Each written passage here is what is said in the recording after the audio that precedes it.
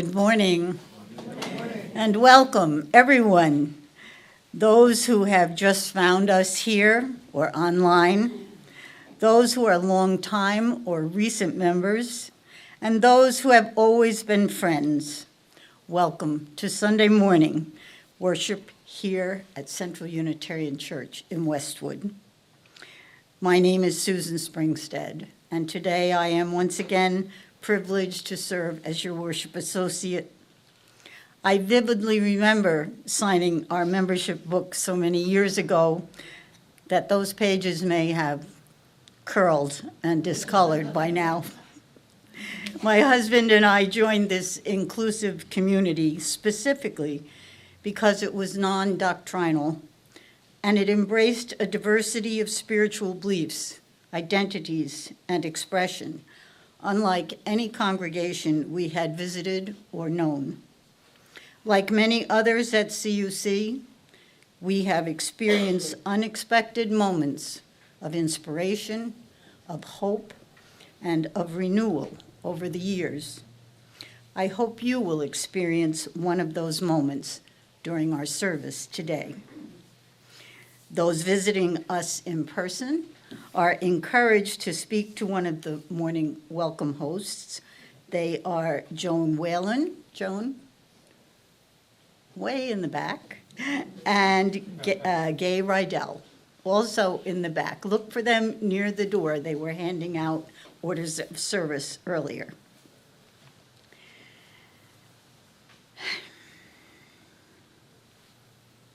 Those visiting us online are encouraged to introduce themselves by signing the guest book. The link to that is in the chat at the bottom of your screen.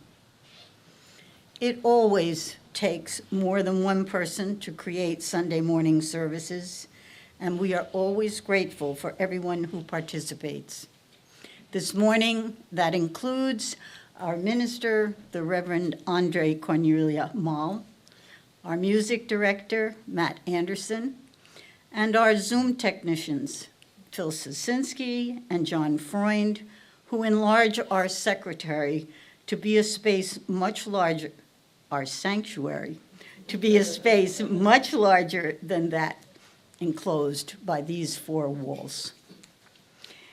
I now remind you, if you are here in person, to please silence any digital messages coming from the outside world during our service. And I invite those who are online to ready a chalice or a candle that is their own, and they can light it when we light ours. We invite those who can to stay after service for coffee, conversation, connection, and casseroles in this same space. And yes, I did say casseroles because today is the Women's Alliance offering their popular casserole luncheon right after the service.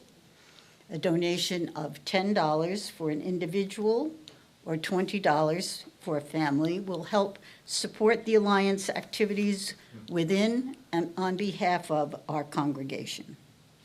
There will be simple directions at the end of the service to remind us all how we change from worship mode to lunch mode.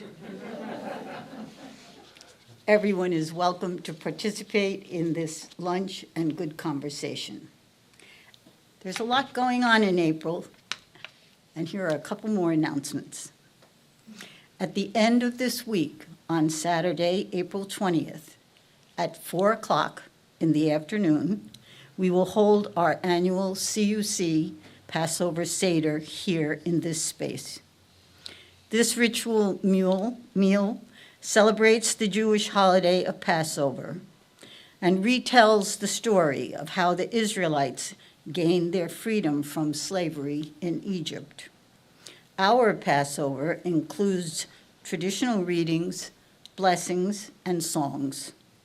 If you want to participate, please sign up with Pam Zeldin. Pam, are you here? Yes. After the service. Or you can use the electronic registration, which is available in our weekly newsletter and the April bulletin. But please do sign up so we know how many to expect. 2 Sundays from now, on April 21st, immediately after the service, plan to stay to hear the design team's presentation of the newest drafts depicting plans for the interior of our new congregational home, and join in the discussion about them. Your engagement and input is crucial to creating a spiritual home that works for all of us. And last, looking ahead to June, which will be here tomorrow, the annual UUA General Assembly takes place Thursday, June 20th to Sunday, June 23rd. Note that participation is entirely virtual this year. There is no travel involved for anyone. You can join UUs from around the country for inspiring worship, engaging workshops, and UUA business discussions.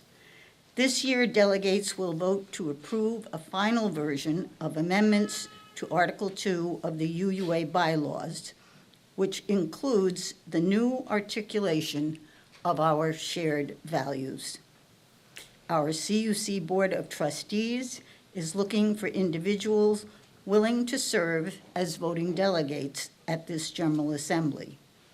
If you are interested in either attending GA online or in serving as a voting delegate, please contact our president, Brooke Kanata, or the Reverend Andrée. And now, as we begin more formally our worship service, please turn to someone near you and welcome them.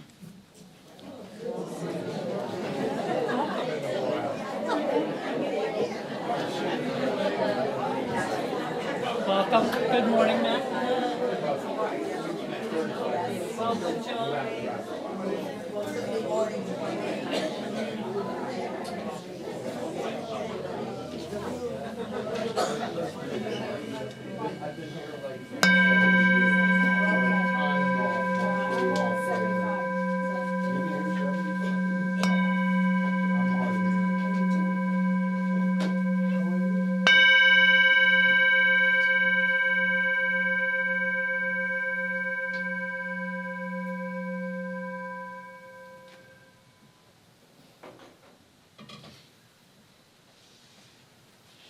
One more minor announcement. I've been informed that our youth group and their chaperones have arrived safely at home from their trip abroad. We've been receiving minor updates throughout the week of how great a trip they're having and how wonderful an experience it was for all of them. We will all have a chance to hear from the youth group later in May. They will be doing a service that is about their trip, so be sure to keep a lookout for that. Our opening words this morning are by the Reverend Carol Thomas Sissel. We are one. We are family. We are connected by blood and bone, mind and heart, and sometimes bricks and mortar. Like the finest woven tapestries of old and the spices blended and stirred into our family's secret recipes, our lives are intentionally intertwined. And we are we are fashioned into a stronger community by those connections. This interlacing, intermingling, interweaving of our existence makes each of us whole. This interlacing of our lives makes us whole. Happiness and sorrow. This intertwining of our lives makes us whole. Blessings and burdens. This intermingling of our lives makes us whole. Lament and laughter. May we allow the magic and mystery, often named Spirit, to keep us connected long after today's service has ended. Come, let us worship together this morning. And I invite you to rise in body or spirit for opening hymn, We Are Not Our Own. Matt and I, in preparing for this, realized that some of the music on this is a little tricky towards the end of the verse, so there are gray hymnals out if you would like to look at the music for this. It's number 317. And Matt, if you can play it through once for us so we can hear it out loud.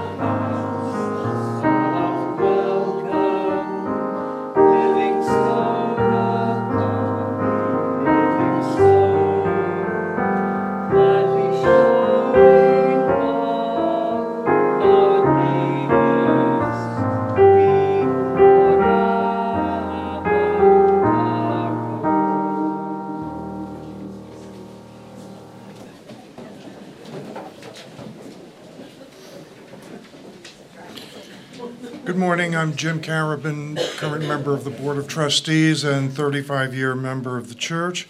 Our chalice lighting words are on the screen and in your order of service. We light this chalice to remind us of our dreams, to nourish our heart, mind, and spirit, to work toward a better world for all, to embrace the whole of our human experience, to honor our past and our gifts of the present, to create a community where each of us may find healing, transformation, and hope.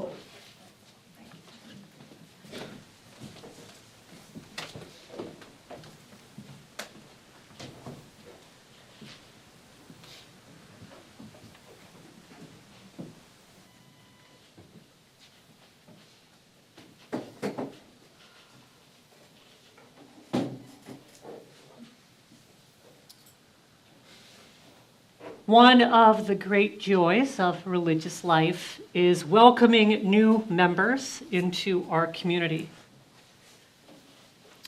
For the congregation, it is an affirmation of who we are and the religious values for which we stand.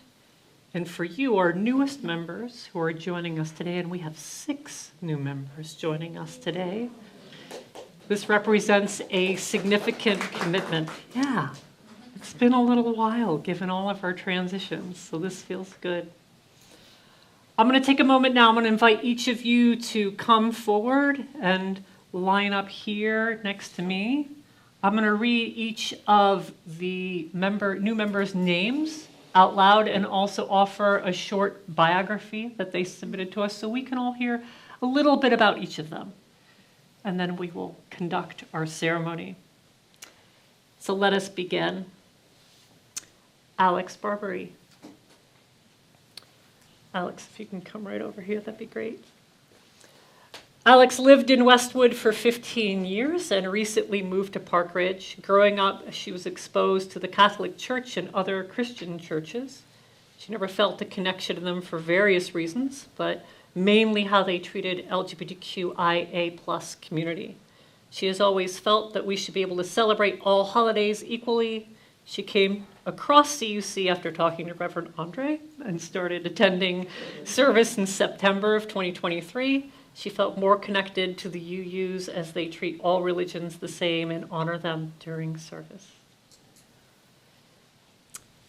Jerry Bergman.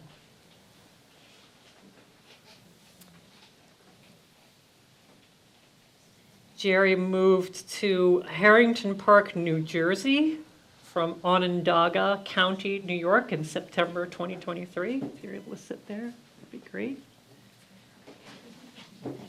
She was a member of May Memorial Unitarian Church for 45 years and Cedar Unitarian Church before that. She was brought up by a Methodist grandmother and an agnostic grandfather, and her Jewish husband converted her to Unitarianism.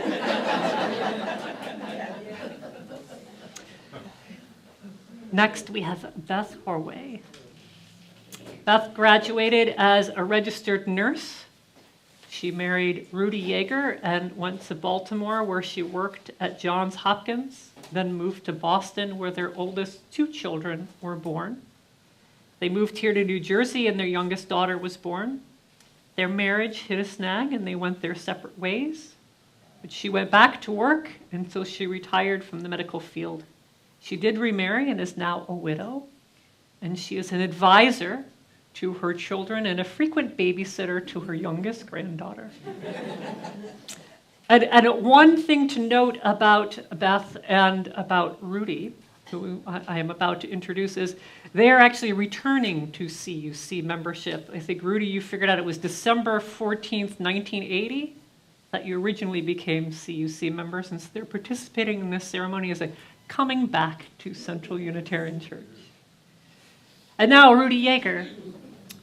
Rudy is a New Jersey native and 40-plus year Westwood resident who was recently widowed. He is a father of 3, grandfather to 5, and a scientist/inventor. He's a former CUC member, as I mentioned, a retired university professor/lecturer with an interest in silviculture. Did I pronounce that correctly? Great. And manages the Yeager Family Forest in Ontario.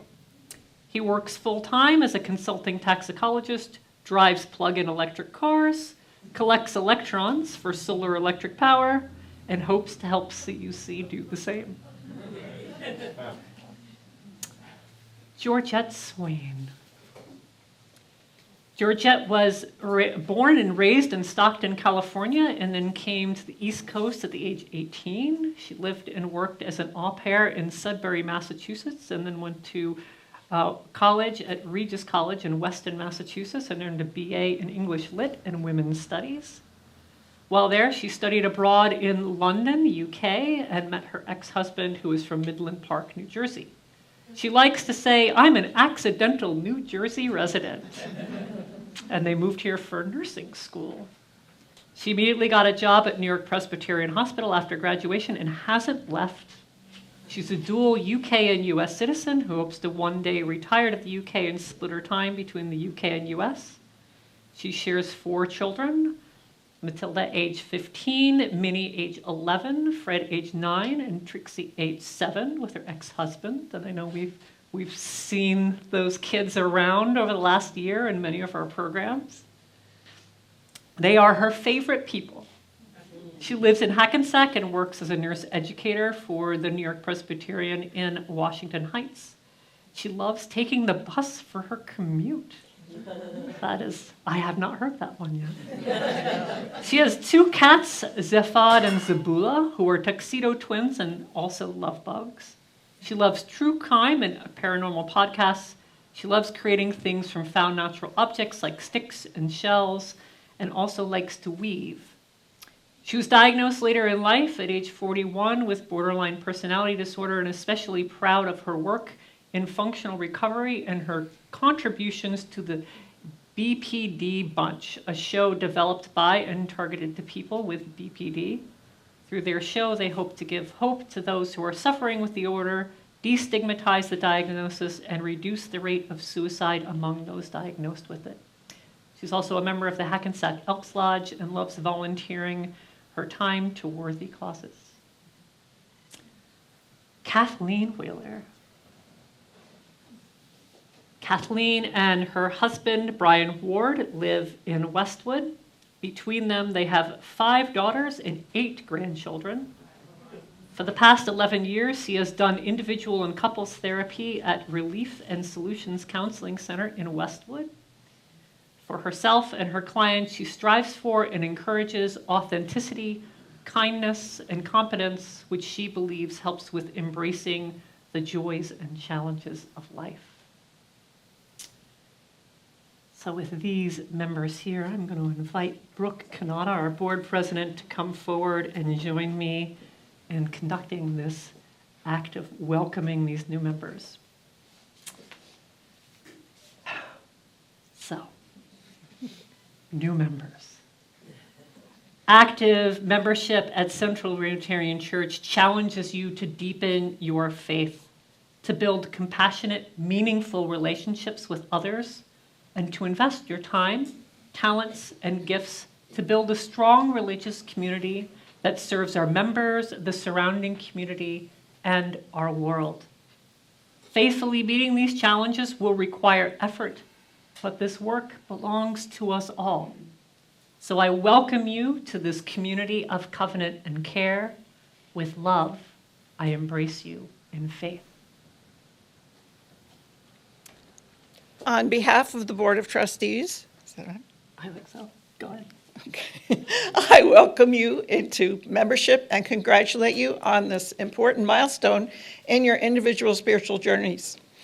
As a community of faith, we have much to offer you. As unique individuals, you have much to offer us. We hope that you are changed by us, and that we are changed by you. May we all be stronger and happier for your presence here. I welcome you into this community with covenant and care. With love, I embrace you in faith. Now the congregation has a part. I'm going to ask all of you to just shuffle over a bit so everybody can see the screen. And I invite the congregation to read the welcome on the screen. There's 2 screens, so when you're done with this, it'll flip. Congregation. We, the members of the Central Unitarian Church, welcome you. We pledge to care for you, to support you, to work with you, and to learn from you.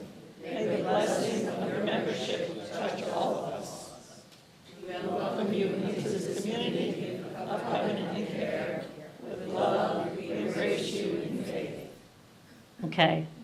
Now, new members, you all have a piece that's going to appear up here on the screen. You're not mic'd, and there's only a small group of you, so you need to speak loudly. But new members. I freely accept the privileges and responsibilities of membership in this congregation. I pledge to uphold the covenant of this religious community and to support, sustain, and participate in the life of this congregation. With joy and hope, I join this community of covenant and care. With love, I embrace you in faith. And now, may we all, new members, existing members alike, may we recite CUC's covenant. As a congregation, we honor our mission and promise to act with grace as we celebrate our shared humanity. We endure differences as strengths and work to meld them into harmony by listening with opening minds. We agree to act with honesty, compassion, love, and respect. With this covenant, we will deepen our connections and add joy to our collective lives. And now I'm going to invite each of these folks to come forward and sign the membership book, although Beth and Rudy, you already have. So when we get to you, Elizabeth has a gift for all of you. So Jerry, do you want to stand or do you want me to bring the book to you? What'll work for you?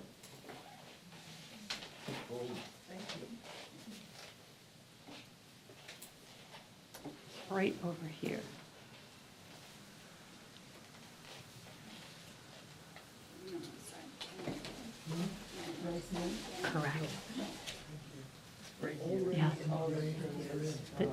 the date is the 7th.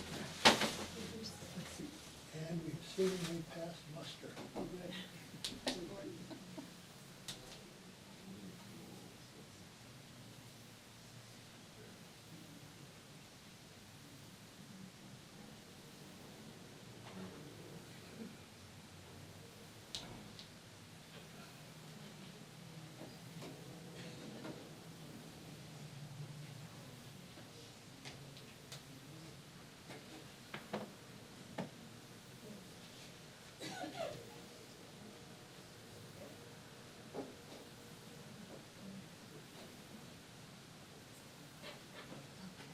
Thank you.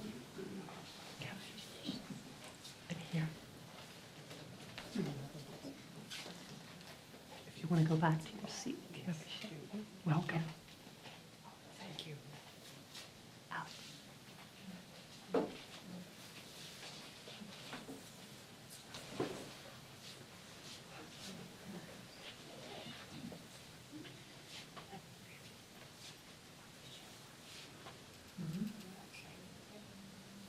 you go.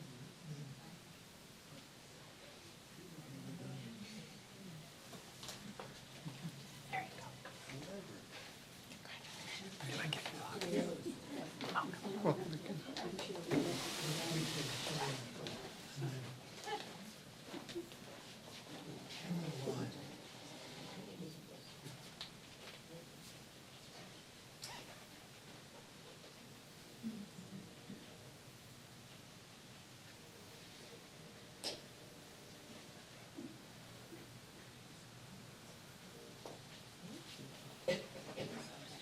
Here you are. Can I give you a hug? Welcome. Yeah.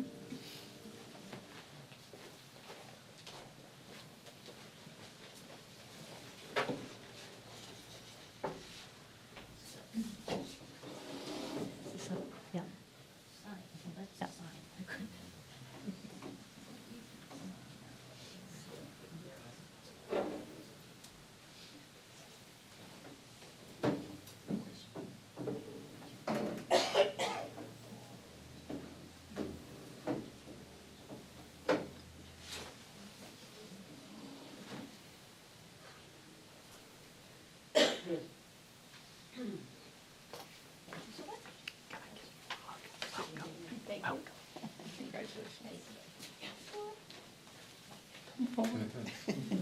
We know you're not signing again, but we still have gifts for you. Welcome. Welcome to We CUC. just came for the stuff.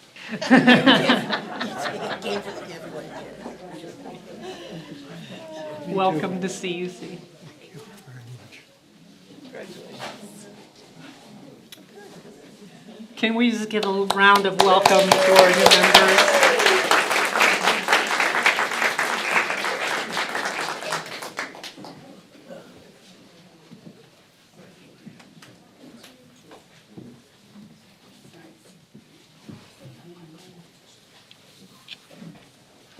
What a happy occasion. All our lives, we are in need, and others are in need of us. These are the words of George Odell, a volunteer member of the pastoral care team in Long Beach, California.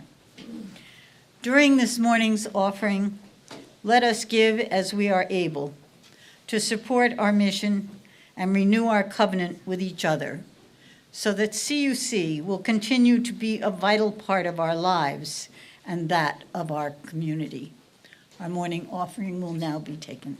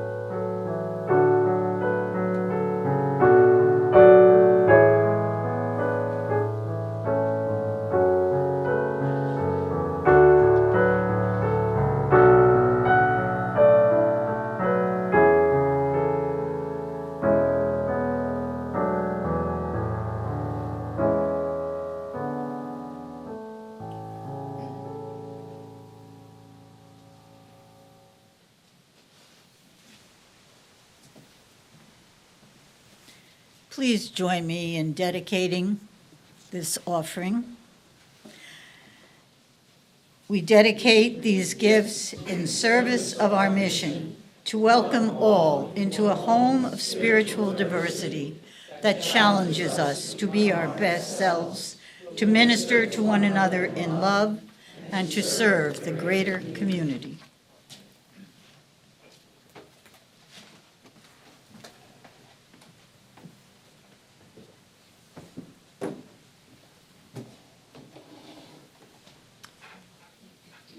In Buddhism, the idea that we are all connected is a given. Unlike traditional Western thought in Buddhism, the self is not an entity that is entirely separate from the other or the outside world. Our thoughts and the world around us meld instead together. They don't just serve as two distinctly separate things. Vietnamese Buddhist monk Thich Nhat Hanh called this interbeing. And in Buddhism, a practitioner must treat the reality of interbeing as sacred. We are connected to each other and to the whole living world around us.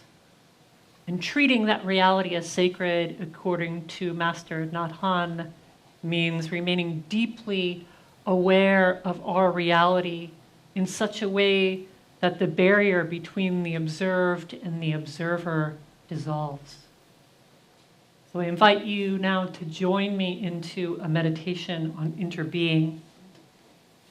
I invite you to find a position in which you are comfortable with your feet flat on the floor. You may choose to close your eyes or simply to lower your gaze and soften your focus. Take a moment to find your breath. Pay attention to the air moving in and out of your body.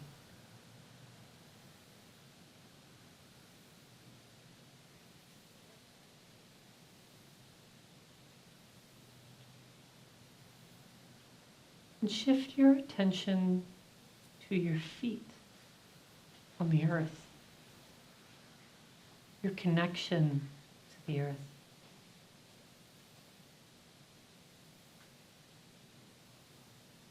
Imagine roots growing through the bottom of your feet into the ground, where they are nourished by the earth, where you are nourished by the earth. Just like a tree,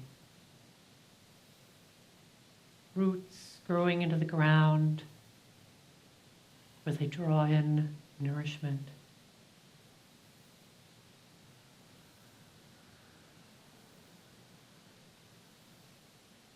The trees in this way are our siblings. We all rely on the earth to survive. The trees breathe in what we breathe out. We share this symbiotic act together. Breathing in and breathing out.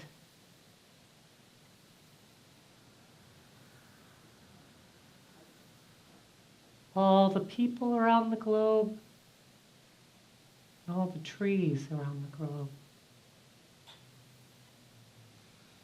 Breathing in and out together.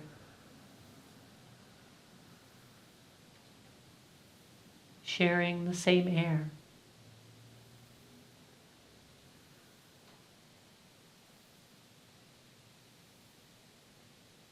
Trees also provide us gifts of food and shelter, just as they do for a whole variety of living creatures. From other plants, fungi, to birds, to other mammals.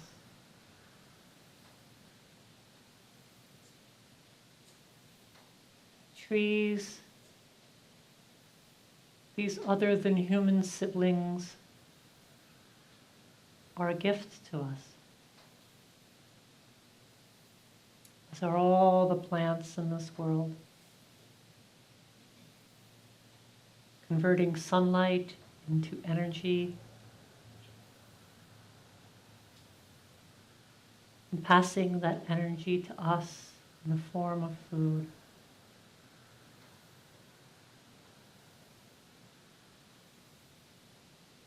Even if we eat meat,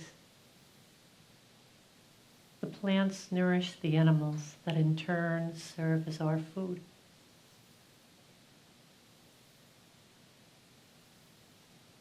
All of us, in this way, live off of the air, the sunshine, the water on this earth.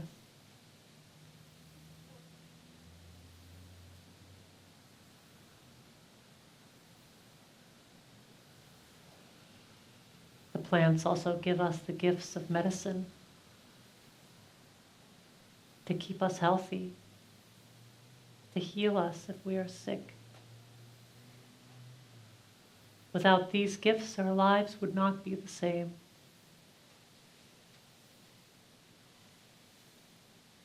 All of us around the world, animals and plants, breathing as one, relying on each other.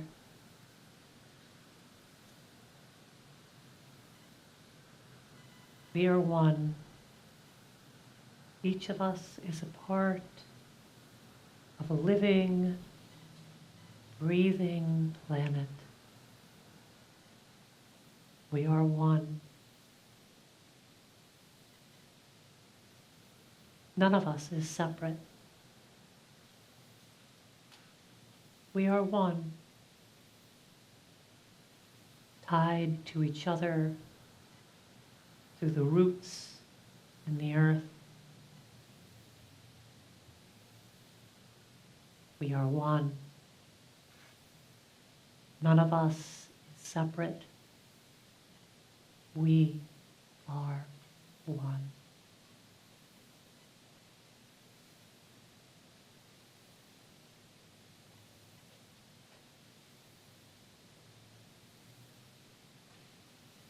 Slowly, I invite you to come back to the present moment here in this room with each other. And may we carry forth that sense of interbeing with the living world and honor this sense of sacred interconnection.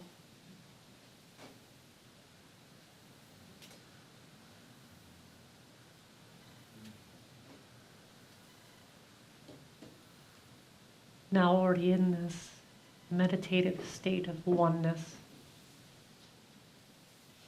we'll take some time to share the joys and sorrows of this community, as we do every week as a way of caring for each other. For those of you that are online, if you have a joy or sorrow to share, please type it into the chat, and I will share it out loud.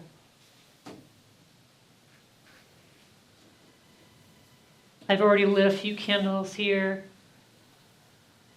I have lit a candle for the 7 aid workers from World Central Kitchen who died trying to provide aid to the Palestinians.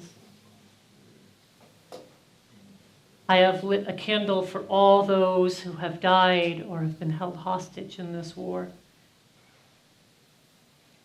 I have lit a candle for the escalating conflict in Haiti. And I have lit a candle of joy for our youth group, having traveled so far to be with our sibling congregation, learn more about each other, to bond as a group, and to bring that learning back to all of us.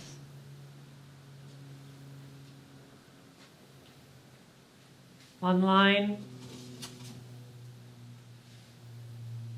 I don't see any other joys or sorrows. So I invite you now, if you're holding anybody else in your heart today, take a moment to share their name out loud in this space. May all these joys and all these sorrows, both spoken and unspoken, be held with love in our hearts as we enter into a moment of silence.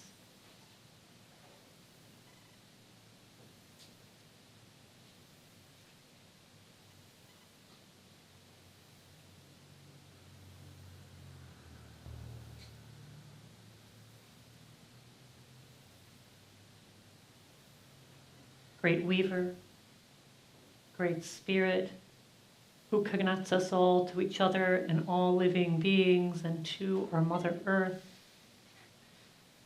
May we never forget that we are one. We share our pain. We share our happiness. We share our struggles. We share our triumphs. Whatever happens to one of us happens to us all. For separation is an illusion. For simple words and deeds have the power to affect all those around us, those who live all the way on the other side of the globe, and those who live right beside us. May we never forget that we are one. Our blessings of living are many. They are sacred and must be treated with care. May we never forget that we are one, that love holds no bounds. Blessed be, and amen. I invite you to remain seated for our next hymn, which is 318 in the gray hymnal, We Would Be One.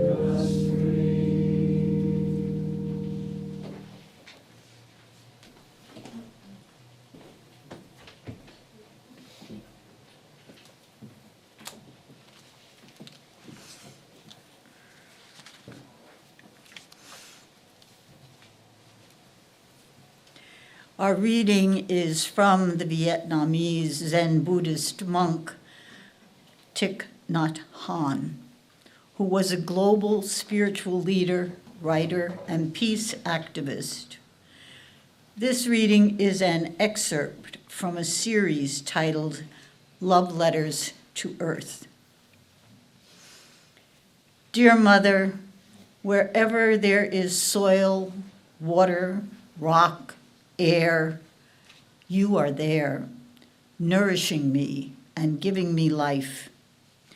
You are present in every cell of my body. My physical body is your physical body. And just as the sun and stars are present in you, they are also present in me. You are not outside of me, and I am not outside of you. You are more than just my environment. You are nothing less than myself. Your children include the clear lake, the green pine, the pink cloud, the snow-capped mountaintop, the fragrant forest, the white crane, the golden deer, the extraordinary caterpillar, and every brilliant mathematician, skilled artisan, and gifted architect. You are the greatest mathematician, the most accomplished artisan, and the most talented architect of all. The simple branch of a cherry blossom, the shell of a snail, the wing of a bat, all bear witness to this amazing truth. My deep wish is to live in such a way that I am awake to each of your wonders and nourished by your beauty. I cherish your precious creativity, and I smile at this gift of life.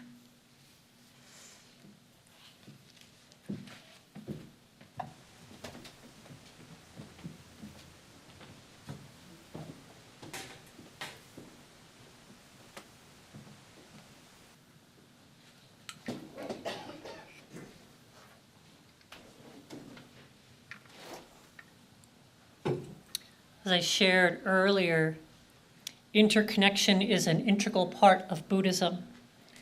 We're not separate from each other, we are connected. Our minds, bodies, and the world outside us are not separate, they are one. Now, there are many different traditions and expressions of Buddhism, and each are based on the Four Noble Truths as taught by Buddha. First, that suffering exists in the world. Each living being experiences suffering. And two, there are causes to that suffering, such as desire, greed, fear, and attachment. Three, it is possible to end suffering. And four, there is a path to end that suffering, which the Buddha taught as the Eightfold Path. Now, Thich Nhat Hanh, who we have heard referred to a couple times and whose reading we just heard from Susan, was an ordained Buddhist monk in Vietnam. And during the Vietnam War, he saw the immense suffering that was happening in his country due to fear, hatred, and greed. And he saw Buddhism as an antidote to the suffering that was plaguing his country. But he also knew that in order to become an instrument of peace at this chaotic time, he needed to practice a Buddhism that engaged with the world around him. He taught that we cannot bring out a world of peace without our minds also being at peace, without us also being at peace. The secret of Buddhism, he taught, is to be awake here and now. There is no way to peace. Peace is the way. There is no way to enlightenment. Enlightenment is the way. There is no way to liberation. Liberation is the way. His focus became the concept that he called in English interbeing. And here's how he described it. When we look into the heart of a flower, we see clouds, sunshine, minerals, time, the earth, and everything else in the cosmos in that flower.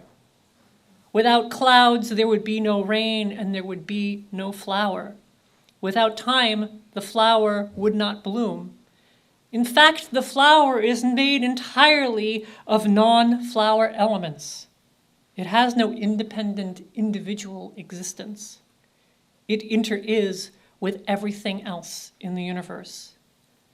And when we see the nature of interbeing, barriers between ourselves and others are dissolved, and peace, love, and understanding are possible. Wherever there is understanding, compassion is born. So in the mid-60s, Master Nhat Hanh formed the Order of Interbeing, which was an order that included a handful of ordained lay and monastic practitioners. And they centered their work on 14 mindfulness trainings on interbeing, which they actively worked to follow and reflect on regularly. And I want to share just a few of these mindfulness trainings as an example of this Buddhist practice of interbeing. I'm not going to go through all 14, don't worry. But just as a sampling, number 8 mindfulness training for this community. The mindfulness training is titled Community and Communication. Aware that the lack of communication always brings separation and suffering, we are committed to training ourselves in the practice of compassionate listening and loving speech. We will learn to listen deeply without judging or reacting and refrain from uttering words that can create discord or cause the community to break. We will make every effort to keep communications open and to reconcile and resolve conflicts, however small. Related to that is the 9th mindfulness training, Truthful and Loving Speech. Aware that words can create suffering or happiness, we are committed to learning to speak truthfully and constructively, using only words that inspire hope and confidence. We are determined not to say untruthful things for the sake of personal interest or to impress people, nor to utter words that might cause division or hatred. We will not spread news that we do not know for certain, or to criticize or condemn things of which we are not sure. We will do our best to speak about situations of injustice, even when doing so may threaten our safety. And the final example, the 12th mindfulness training, Generosity. Aware of the suffering caused by exploitation, social justice, stealing, and oppression, we are committed to cultivating loving kindness and learning ways to work for the well-being of people, animals, plants, and minerals. We will practice generally by sharing our time, energy, and material resources with those who are in need.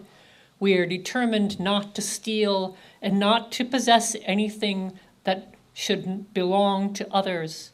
We will respect property from others, but will try to prevent others from profiting from human suffering or the suffering of other human beings. Just these 3 mindfulness trainings, as you can hear, are rich in insight. And this is just covering about our speech and our actions and how they can affect others, and they can either cause suffering or loving kindness. And notice how many of these trainings include a call to act on behalf of others, even when that action may involve risk to yourself. These trainings balance both spiritual practice and reflection and direct action. Other mindfulness trainings for the order taught awareness of suffering, freedom of thought, non-attachment from ideas, so like grasping and holding on to specific ideas, dealing with anger, dwelling in the present moment, and reverence for life. And remember, this is not a monastic order that locked itself away from the world. This was a monastic order that engaged directly in the conflict of their country, promoting a way of peace and nonviolence, working to reconcile North and South Vietnam and bring an end to the war. And their trainings and their practices gave them the spiritual grounding of such an immense undertaking. This is what led Reverend Dr. Martin Luther King Jr. in 1967 to nominate Master Nhat Hanh for the Nobel Peace Prize. He did not win at that time, but started to become internationally recognized as a spiritual leader. Now, I realize that most of us here are not seeking ordination in a Buddhist monastic order, to my knowledge. And I know that most of us here ourselves are not Buddhist practitioners, although there are many within Unitarian Universalism. But we can learn deep truths about the world by examining Buddhism. The teachings of Master Nhat Hanh in particular illustrate deep and abiding power of treating our interdependence as sacred. And as Unitarian Universalists who espouse to respect what we call the interdependent web of life of which we are all a part, there is much that we can learn through such teachings. We can see these truths in our life and in the world around us. We can use such trainings as guides for rightful living and rightful relationships with ourselves and with each other and with all living beings and with the earth. And we can look deeply each and every day to recognize that we are not alone. We are one. So may we be transformed. So may we take our part in reducing the suffering that we are all witnessing in the world today. And so may we transform our world. May it be so.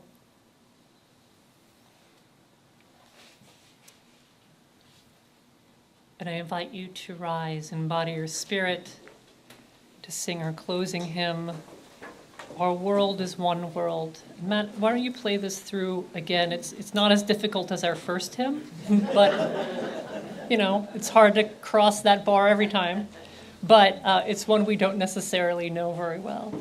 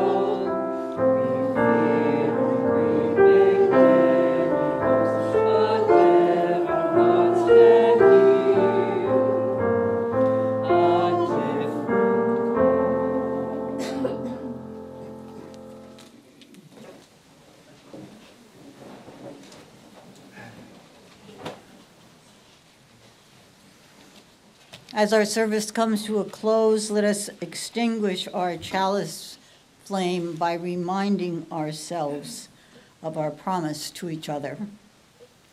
We extinguish this chalice flame but not our promise to each other, to act with grace, to hold each other in love, to serve this community and our world. This promise of the heart serves as a reminder of how we live together. May it bring joy to our collective lives. So as we close this service on interdependence, I want to invite you all to rise and, if you are willing and able, to take the hands of the people near you so we're all in this room physically connected together. If you're online, you may want to reach your hand out toward us on the screen as a way of connecting to us. I'm gonna add my arm in here. Everybody connected? You want to get in here, John? You're good. Oh, yeah. You're connected to us in spirit. Free elbow. Connected this way, I offer the following words from Reverend Amy Bodeman Frieden and Reverend Keith Cron. Become aware of the hands you are holding, their warmth, their texture, their weight. As an infant, these same hands reached out for the nourishment of milk. As a child, these hands secretly wrote a name on paper for the first time. These hands have wiped away tears, clenched in anger, waved hello and goodbye countless times, and embraced loved ones. And now these hands are the tangible link that connects us to each other. Look and see those around you who have experienced so much that is life. These hands have worked, are working, and will work to make the world a better place. Go in peace, go in love, work for justice. Go forth and bless the world.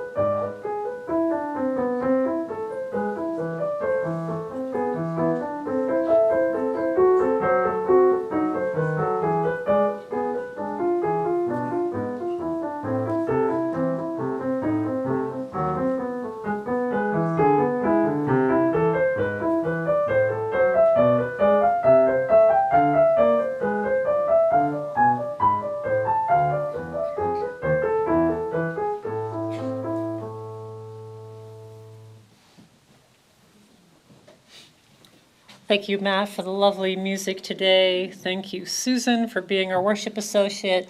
Thank you to John and Phil for being our tech team. Thank you to you all for participating. And thank you to the Women's Alliance for doing our casserole luncheon today.